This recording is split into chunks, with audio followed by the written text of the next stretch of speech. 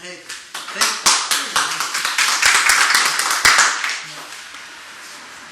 I guess I have to stand up because the camera's there, but at meeting greets I usually sit down. Thank you for having me. I wanted to just kind of give you an update of what I've been up to for the last several months. I started, January 7th was kind of the first official start date of the new session. But let me kind of give I guess a background what the new district looks like, and just in case some of you have forgotten, it goes all the way from Silver Lake, Sunset Junction, historic Filipino town, Echo Park, Legion Valley, Cypress Park, LaSalle Park, all the way through Eagle Rock, Mount Washington, Highland Park, Berganza, Herman, Montecito Heights, El Sereno, and then it takes in the unincorporated East LA. So it's a great diverse area. It's all of Northeast LA. It takes in a good chunk of Council District 1, 13, and 14. Wee's our seat, Reyes' seat, and Eric our city seat. A lot of you guys heard me from the campaign trail. I was running just for a lot of personal reasons. It's the same reasons I've been involved in politics and government for a number of years. Mainly growing up without health insurance, understanding what that was like, what kind of pressure it put on the family. And also kind of seeing that my parents would work 4 to 5 jobs to make ends meet and never have basic health care coverage. That's something that kind of sat with me. It really motivated me to change my life, go from a community college to UCLA, and then eventually work for different elected officials. Michael Fuhr when he was a city council member on the west side of LA, Hilda Solis, and then I kind of started thinking, well, it's also about getting the right people elected to office, and I kind of switched to the political side. So I ended up running for the same reasons I got involved in politics in the first place. How do you kind of create opportunities, create good paying jobs for people, and give them health care coverage? It was a good thing that President Obama passed the Affordable Care Act, health care reform. So I didn't have to think about the large health care reform, but then except just for the implementation of it. So I got appointed to 5 committees. I asked for 4 out of the 5. I got appointed to appropriations, which is how you kind of you appropriate the money necessarily for different types of bills. But because the budget is the way it is, anything above $150,000 price tag will probably not get approved. Then I got appointed to the health committee, which was my first choice, just because of that same passion that made me run. I wanted to be part of the implementation of the Affordable Care Act.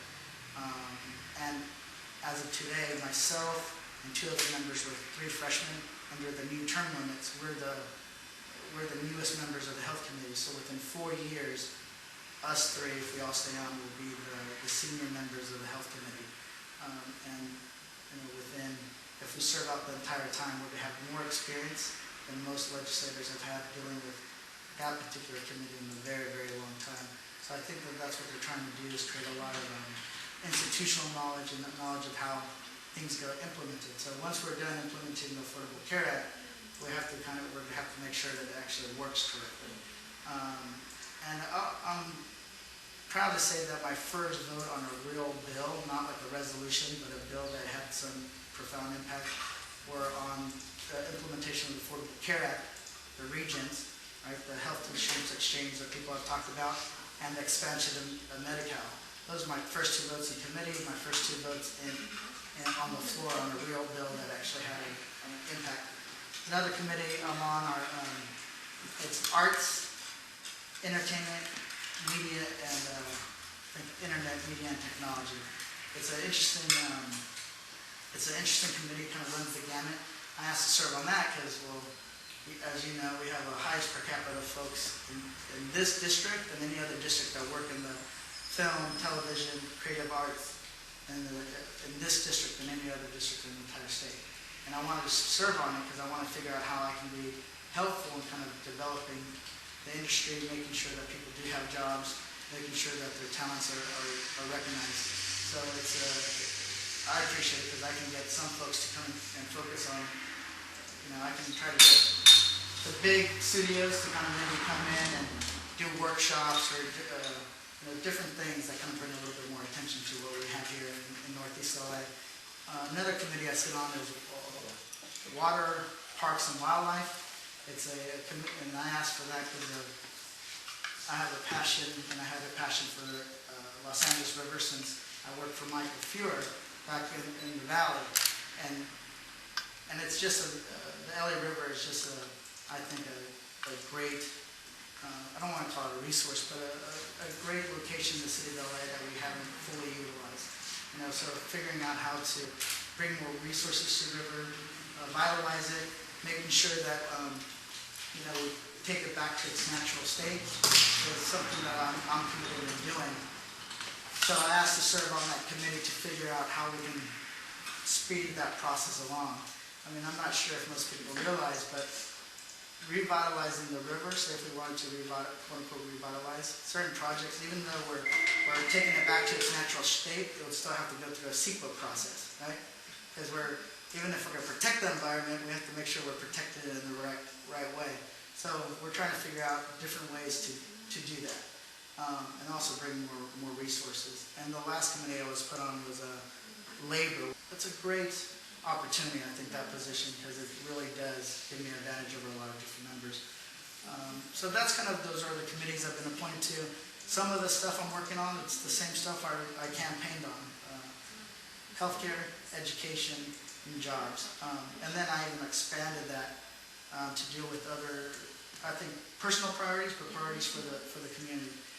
Healthcare, obvious, it's the implementation of the Affordable Care Act.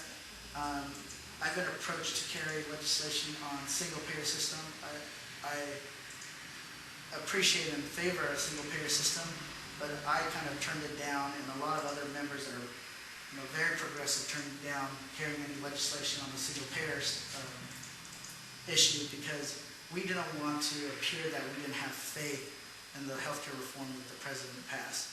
We wanted to make sure that we had our full attention. So what we're going to do on that issue is really kind of have a working group to study what would single-payer look like after the implementation of the Affordable Care Act.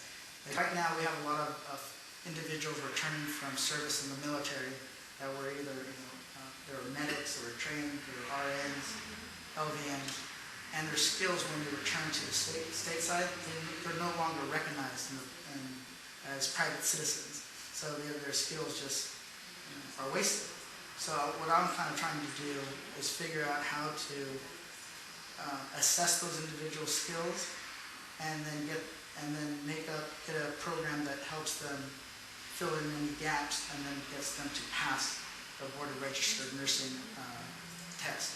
So it's a long process, but I think it's worthwhile. And these folks in the military, they get their training at LA County Hospital. They get their training in private hospitals in the States, but their skills are not recognized once they leave the service. So I think it's a great way to kind of recognize their service to their country, their skills, and actually put them to work when they get back.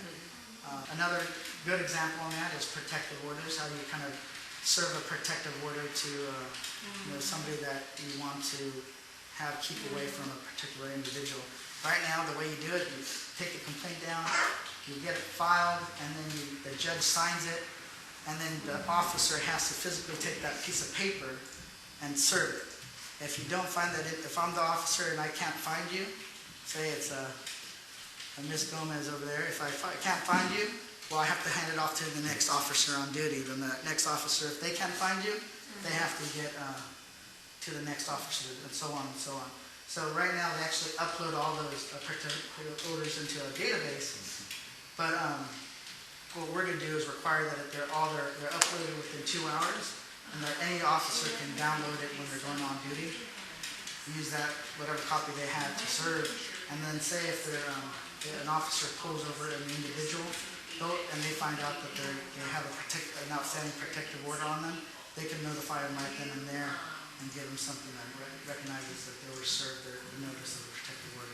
So it's modernizing just kind of the way we do things, using the technology that is out there.